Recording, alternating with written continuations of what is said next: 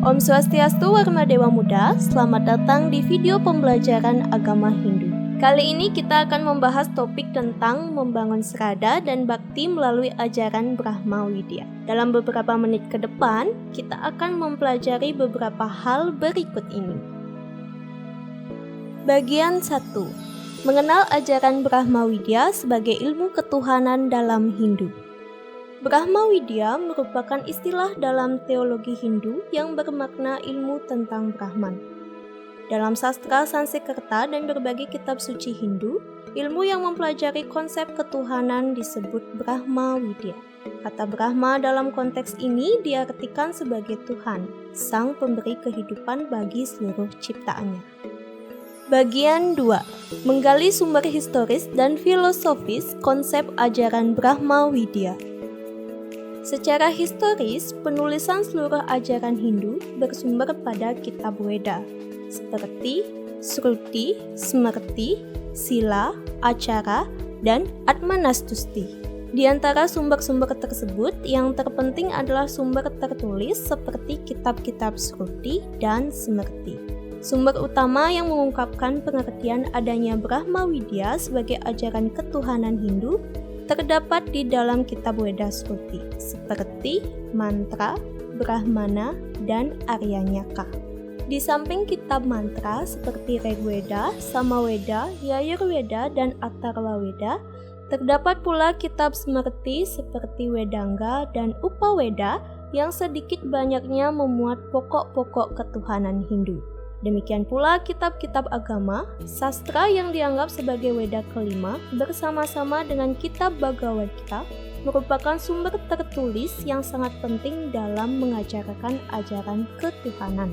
Salah satu kitab di antara kitab agama yang ada, seperti kitab Mahanirvana Tantra dan Jnana Siddhanta, juga membahas tentang konsep ketuhanan. Terkait dengan konsep keesaan Tuhan dalam Hindu diangkat dalam kitab Rigveda, baik berdasarkan ayat-ayat dari Nasadiya Sukta maupun dari Purusa Sukta. Kedua sukta itu merupakan sumber utama yang memuat pokok pengertian tentang sistem dan konsepsi teologi Hindu dalam ajaran pradananya.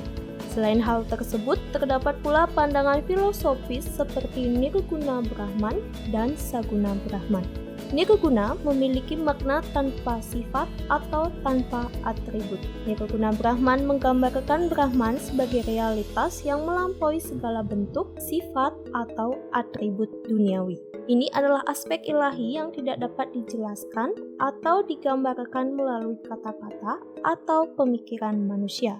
Dalam bentuk ini, Brahman dianggap berada di luar segala dualitas, seperti baik dan buruk atau bentuk dan tanpa bentuk. Saguna memiliki makna dengan sifat atau dengan atribut. Saguna Brahman menggambarkan Brahman dengan atribut dan kualitas tertentu yang dapat dipahami oleh pikiran manusia, seperti cinta, belas kasih, atau kekuatan. Dalam pandangan ini, Brahman sering diwujudkan dalam bentuk dewa-dewi seperti Brahma, Wisnu, atau Siwa. Saguna Brahma memungkinkan umat untuk berhubungan dengan Brahman melalui penyembahan, doa, dan ritual.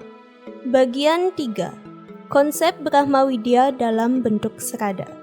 Dalam konteks Brahma Widya sebagai teologi Hindu, serada dapat dianggap sebagai landasan pemahaman terhadap ajaran ketuhanan dalam tradisi Hindu. Berbagai sumber mengungkapkan bahwa serada memiliki definisi yang sangat beragam. Yaska dalam bukunya Nigantu menjelaskan bahwa serada berasal dari akar kata srat yang bermakna kebenaran. Amarasima, seorang leksikografer, dalam buku Amarakosa menjelaskan bahwa serada mengandung makna keyakinan atau keinginan. Dalam A Sanskrit English Dictionary karya Sir Monier Williams, serada diterjemahkan sebagai keimanan, kepercayaan, keyakinan, kesetiaan, dan komitmen penuh. Sementara itu, dalam Practical Sanskrit English Dictionary oleh Abe tahun 1978, serada diartikan sebagai kepercayaan, ketaatan, ajaran, dan keyakinan. Menurut Okapunia Atmaja tahun 1971, Srada dirumuskan ke dalam 5 jenis keyakinan utama, yaitu Widi Tattwa atau Widi Srada, berarti keimanan terhadap Tuhan Yang Maha Esa dengan berbagai manifestasinya.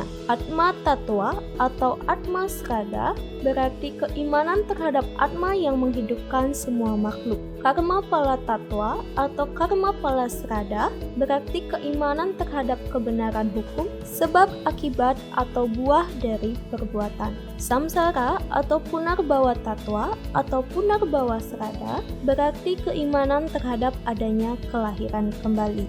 Moksa Tattwa atau Moksa Srada berarti keimanan terhadap kebebasan yang tertinggi, bersatunya Atman dengan Brahman. Bhagavad Gita bab 7 sloka 22 juga membahas Srada. Dalam sloka ini dapat disimpulkan bahwa keyakinan dan pengabdian yang tulus membawa seseorang pada harapan yang terpenuhi, karena Tuhanlah yang mewujudkan apa yang mereka yakini dengan sepenuh hati. Bagian 4. Ajaran Brahma Widya dalam membangun Srada dan Bhakti. Jika dilihat dari sudut pandang pendidikan spiritual, moral, dan etika merupakan hal yang sangat mendasar dalam kehidupan. Sumber dari pendidikan tersebut adalah ajaran agama. Pengamalan ajaran agama oleh seseorang akan tercermin dalam perilaku sehari-harinya. Semakin arif dan bijaksana perilaku seseorang, semakin tinggi pula nilai yang dimilikinya. Hal ini mencerminkan keberhasilan sejati dalam mengamalkan ajaran agama secara utuh. Sebab, pemahaman terhadap ajaran agama tanpa diwujudkan dalam tindakan nyata dalam kehidupan sehari-hari hanyalah sebuah teori kosong tanpa makna yang mendalam. Jika dilihat dari sumber ajaran agama Hindu, setiap ajarannya berakar pada kitab suci Weda yang merupakan wahyu dari Tuhan Yang Maha Esa. Apabila seseorang secara konsisten mengamalkan ajaran agama, ia akan mencapai kesejahteraan, ketentraman, kedamaian, dan kebahagiaan dalam kehidupannya. Dalam ajaran agama Hindu, dikenal 4 jalan utama untuk mendekatkan diri kepada Tuhan Yang Maha Esa yang disebut Catur Marga, yaitu Bhakti Marga atau jalan kebaktian, Karma Marga atau jalan perbuatan, Jnana Marga atau jalan pengetahuan spiritual, dan Yoga Marga atau jalan yoga atau penyatuan diri dengan Tuhan. Di antara keempat jalan tersebut, Bhakti Marga adalah yang paling mudah untuk dipraktikkan. Dengan melaksanakan Trisandhya, sembahyang, dan berdoa setiap hari, maka konsep Brahma Widya dapat diwujudkan dengan cara yang sederhana dan mudah.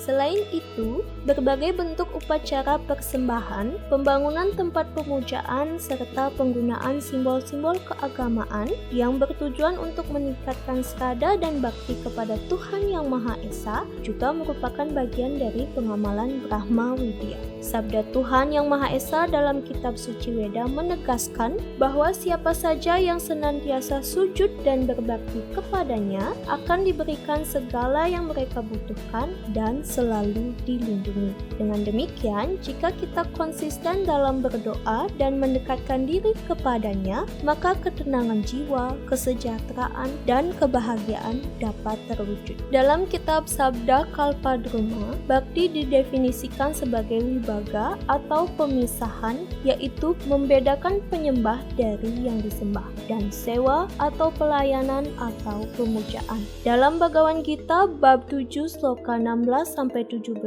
dijelaskan bahwa terdapat 4 jenis orang yang berusaha mendekatkan diri atau berbakti kepada Tuhan Yang Maha Esa, yaitu mereka yang sengsara, mereka yang mengejar kekayaan, mereka yang mengejar ilmu pengetahuan, dan mereka yang berbudi luhur. Di antara keempat jenis orang ini, orang yang berbudi luhur dianggap paling mulia. Hal ini karena mereka sepenuhnya menyerahkan diri kepada Tuhan. Penyerahan diri secara total ini dikenal sebagai prapatti. Bakti yang sepenuhnya murni disebut Bhakti Prapatti, yang mengandung makna penyerahan diri sepenuh hati dan tulus.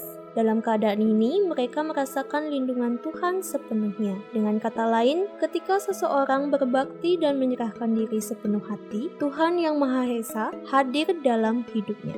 Bagian 5. Kesimpulan ajaran Brahma Widya dalam agama Hindu. Mempelajari ajaran Brahma Widya sebagai teologi Hindu berarti berusaha untuk mengenal dan memahami Tuhan. Secara filosofi, untuk mengenalnya kita memerlukan nama, penggambaran sifat-sifatnya, hakikatnya, atau hal-hal lain yang dapat memberikan keterangan jelas dalam membantu kita menghayati keberadaannya. Setiap kali kita menyebut nama Tuhan, secara alami pikiran kita terdorong untuk memikirkan Tuhan dengan segala kapasitas yang kita miliki. Hal ini juga dapat dilakukan dengan bantuan kata-kata atau melalui penggambaran abstrak yang lebih konkret. Tuntutan pikiran seperti ini adalah hal yang wajar, karena pikiran itu sendiri merupakan suatu wujud meskipun dalam bentuk mental atau non-fisik. Namun, pengamalan mental semata tidak selalu cukup, karena ada kalanya kita merasa perlu untuk menamai atau menggambarkan wujud yang kita bayangkan secara mental melalui kata-kata atau suara. Demikian pembelajaran kita tentang Brahma Widya sebagai teologi Hindu. Semoga video ini dapat memberikan gambaran bagaimana umat Hindu dapat memaknai dan mengamalkan ajaran Brahma Widya dalam kehidupan sehari-hari. Sampai jumpa di video pembelajaran lainnya.